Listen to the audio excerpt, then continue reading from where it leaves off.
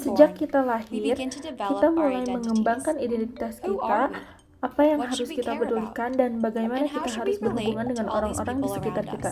Ternyata, cara kita masing-masing menjawab pertanyaan ini sangat bergantung pada budaya tempat kita tumbuh. Salah satu perbedaan besar antara budaya di timur dan barat adalah bagaimana mereka memandang individu dalam hubungannya dengan kelompok.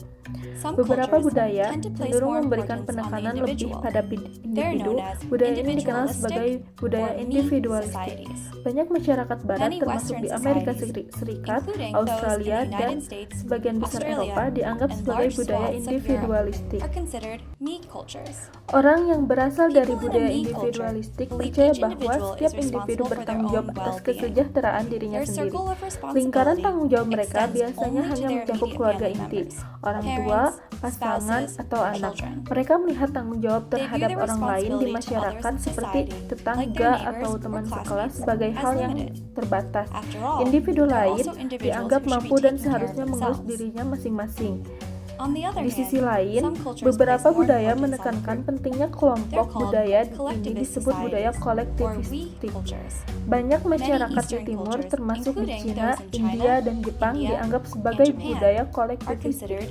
Orang dalam budaya kolektivistik memprioritaskan ikatan sosial yang kuat dan rasa memiliki pada kelompok yang lebih besar seperti teman, kelas, tetangga, atau keluarga besar. Mereka berusaha menjaga keharmonisan kelompok dan percaya bahwa individu harus membuat keputusan yang terbaik bagi kesejahteraan kelompok. Prinsipnya, jika seseorang menjaga kelompok, maka kelompok akan menjadi individu tersebut. Bagaimana perbedaan antara budaya individualistik dan kolektivistik ini mengaruhi perilaku kita? Ternyata, perbedaan yang tampak sepele ini memiliki beberapa konsekuensi yang menarik. Bayangkan dua keluarga yang masing-masing pergi makan malam. Keluarga dari budaya individualistik mungkin terdiri dari 4 orang saja, 2 orang tua dan anak. Sementara itu, keluarga dari budaya kolektivistik akan membutuhkan meja yang jauh lebih besar untuk menampung 2 anak sepupu-sepupu mereka serta beberapa kelompok orang tua dan kakek nenek. Di meja budaya individualistik, setiap orang akan memesan makanan yang mereka inginkan. Saat makanan datang, mereka mungkin saling mencicipi sedikit. Tetapi pada umumnya, setiap orang akan memakan makanannya sendiri.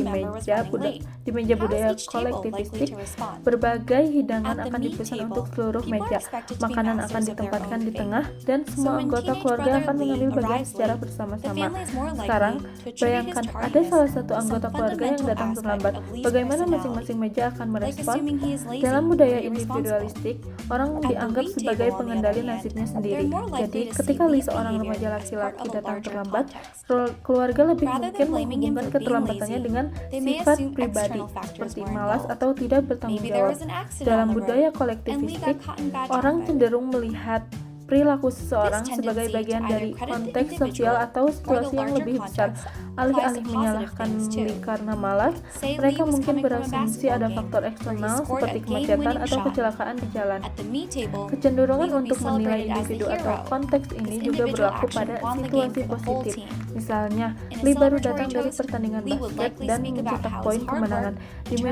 Di meja budaya individualistik, Lee akan dirayakan sebagai pahlawan. Dalam pidatonya, ia cenderung menekankan usaha individu, kerja keras, fokus, dan determinasi. Sementara itu, dalam budaya kolektivistik, kemenangan itu tim secara keseluruhan yang akan dirayakan.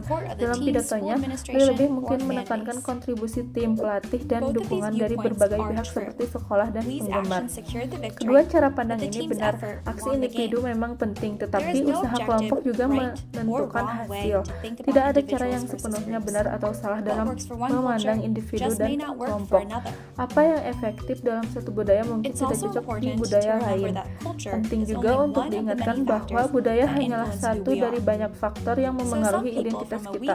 Tidak semua orang dalam budaya kolektivistik selalu mengutamakan kelompok, dan tidak semua orang dalam budaya individualistik individualistik selalu mengutamakan diri sendiri. Budaya bukan satu-satunya yang membentuk kita, tetapi sebagai salah satu kekuatan tak terlihat yang memengaruhi kehidupan kita.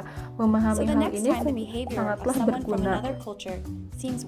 Karena itu, ketika perilaku seseorang dari budaya lain tampak aneh atau tidak sopan, cobalah mengingat bagaimana ia dibesarkan untuk melihat dunia. Apakah perilaku saya mungkin terlihat aneh dari sudut pandangnya? Perbedaan budaya mungkin tidak menjelaskan semuanya, tetapi dapat membantu kita memahami satu sama lain dan menghargai keberagaman yang ada.